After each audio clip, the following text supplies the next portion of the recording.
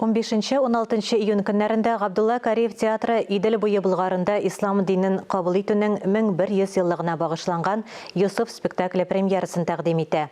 Режиссер Россиянең атказанган артисты, Татарстанның атказанган сәнгать эшлеклесе Ринат Әйюпов. Болгар чыры шагыйре Кылгалинең 13-нче йөздә иҗат ителгән поэмасы нигезендә Юсуф аның әтисе, абыйлары турында бөтен дөньяга билгеле легенда ята. Кариев театры татар халкының яраткан китабына музыкаль пластик куелыш ярдәмендә яңаша ача. Юсуф спектакле драматургия, электрон музыка һәм заманча хореография бәйләнеше. Спектакльнең асылы яшь тамашачыларга һәр кешенең күңелендә яктылыкка һәм изгелеккә урын барын искәртү. Бу хакта тормыш агышында онытып җибәрү хас. Ләкин иман һәм борынгы ядкарлар безгә юл күрсәтә. Көчле рухлы һәм ышандыру сәләтенә ия булган Юсуф бүгенге катлаулы дөньяда яхшылык үрнәге булып тора. Ничә гасыр узуына карамастан, кешелек өчен бу сыйфатларның кадере үзгәрешсез кала.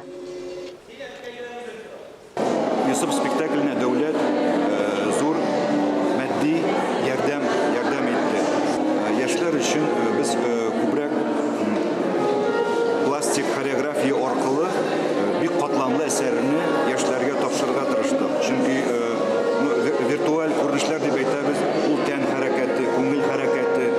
Бу яшьләр өчен бу әсәрне кабул итәргә бер шушындый яхшы баскыч иде. Әлеге спектакльдә мөнәҗәтләр, бәйтләр, нәшидләр яңгыраячак.